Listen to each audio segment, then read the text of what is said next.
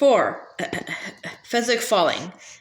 She was considerably below him at the start, twisting and spinning from momentum and wind. Fezzik had never seen the world like this, from this high, 15,000 feet with nothing below to break the fall, nothing but at the far end rock formations. He called after her, but, of course, she could not hear. He stared after her, but, of course, he was not gaining. There are scientific laws explaining that bodies fall at the same speed, no matter how different the size. But the makers of the laws had never tried explaining Fezzik, because his feet, so useless at finding holds on sheer mountainsides, were unmatched at flutter-kicking in falling air.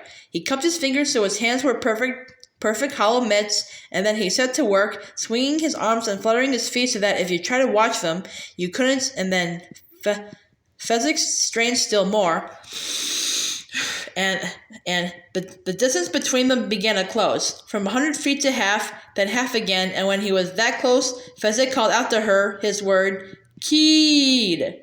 She heard and stared up, and when he had her eyes, Fezzik made her favorite silly face, the one where his tongue touched the tip of his nose, and she saw it, of course, and then, of course, she laughed out loud with joy. Because now she knew what all this was, just another of their glorious games that always ended so happily. From the start, they were different. Sometimes when she was very little and dozing and Fezzik was helping Buttercup, he would say, "She has to tinkle," and Buttercup would answer, "No, she doesn't, she's just..." And then she would stop before she got to "fine," because Waverly had blinked awake, soaking wet, and Buttercup would look at Fezzik in those moments with such a look of wonder. Or sometimes Waverly and Buttercup would be playing happily, Fezzik watching, always there, watching so close, and Buttercup would say, "Fezzik, why do you look so sad?" And Fezzik would say, "I hate it when she's sick," and that night a fever would come. He knew when she was hungry or tired. He knew why she was smiling, and when crankiness was just around the corner, which made him, in Buttercup's mind, the perfect babysitter, since how could you improve on a sitter who knew what was going to happen? So Fezzik looked after her constantly, and when she dozed, he would sit between Waverly and the sun, which was why, when she started to talk, she called him Shade, because he was her shade in those earliest days. Later, when she learned games, she had but to blink in his direction, and he knew, not that she wanted to play, but which game. Westley agreed with Buttercup that although, yes, theirs was an unusual nurse-child relationship, it was a blessing, since it provided her with time to heal and recover, and better yet, time for them to be together. So Fezzik and Waverly learned from each other and enjoyed each other. Occasional spats, of course, but that comes, as Buttercup explained to him one day, with mothering. "Can Waverly come play in the whirlpool with me?" Fezzik would ask constantly. Buttercup would hesitate. "It gets her overtired, Fezzik. Please, please, please."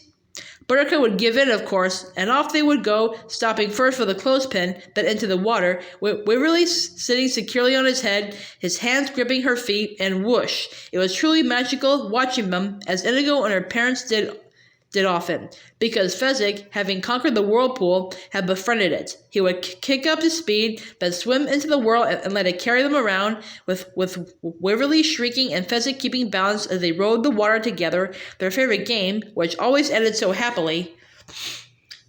Fezzik was close enough to reach out now, so he did, brought the child into his arms, made another face, took her fears away. "Shade," she said, so happy. 3,000 feet now. Next he pulled her close to him. 2,000. He knew as the rocks flew up toward him that he could never save himself. But if he could bundle her next to his body, if he could lie flat in the air and bring her into his arms, so his mighty back took the initial assault, there was a good chance she would be shaken, yes, shaken terribly, but she might live. He made his body flat against the wind. He pulled her to him with all his sweet strength. "Keed," he whispered finally, "if you ever need shade, think of me." One final silly face. One blessed responding laugh. Fezzik closed his eyes then, thinking only this. Thank God I was a giant after all. Willie was quiet when I finished. He gathered up his baseball and his frisbee,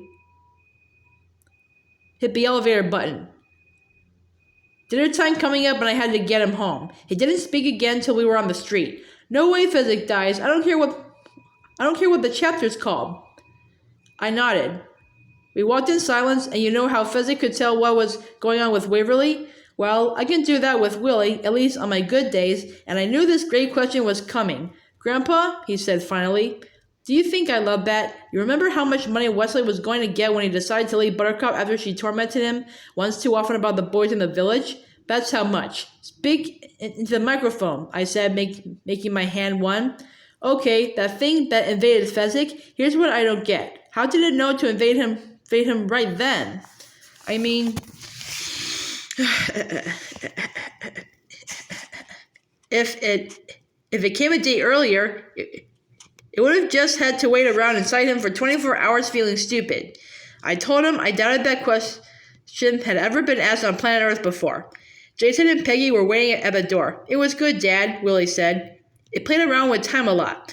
We really need another novelist in the family, Jason said, and I laughed and hugged everybody, started back home. It was a gorgeous spring evening, so I left the park with me for a while, just walked in silence, thinking. First thing that has to be said, Morgenstern hasn't lost a whole lot of his fastball. This is clearly a different piece of work from The Princess Bride, but he was a much older man when he wrote it. And since maybe this is the end of my involvement, a couple of closing thoughts. Like Willie, I don't believe Fezzik is going to die here. My money is on Morgenstern saving him. He saved him from Humperdinck's arrow with the Holocaust cloak. He'll come up with something. The unexpected Inigo fragment. What was that? Couldn't he have given us a couple of hints at least as to why? Would it all make sense later?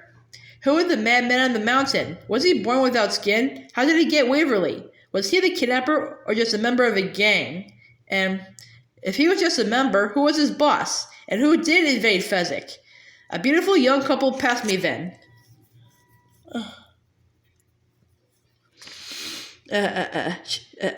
She was pregnant out to here, and I wished her a Waverly. And I realized something, and this is it.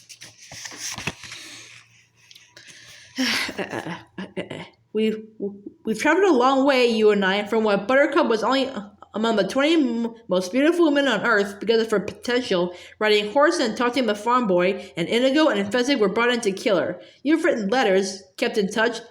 You'll never know how much I appreciate that. I was at the beach at Malibu once, years back, and I saw this young guy with his arm around his girl, and they were both wearing t-shirts that said, Westley never dies. Loved that. And you know what? I like these four. Buttercup and Westley, Fezzik and Inigo. They've all suffered, been punished, no silver spoons for this bunch. And I can just feel these terrible forces gathering against them. I just know it's going to get worse for them than it's ever been. Will they all even live? Death of the heart, the subtitle says. Whose death? And even more important, maybe, whose heart? Morgenstern has never given them an easy shot at happiness. This time, I sure hope he lets them get there. Florence City, New York City, April 6, 1998.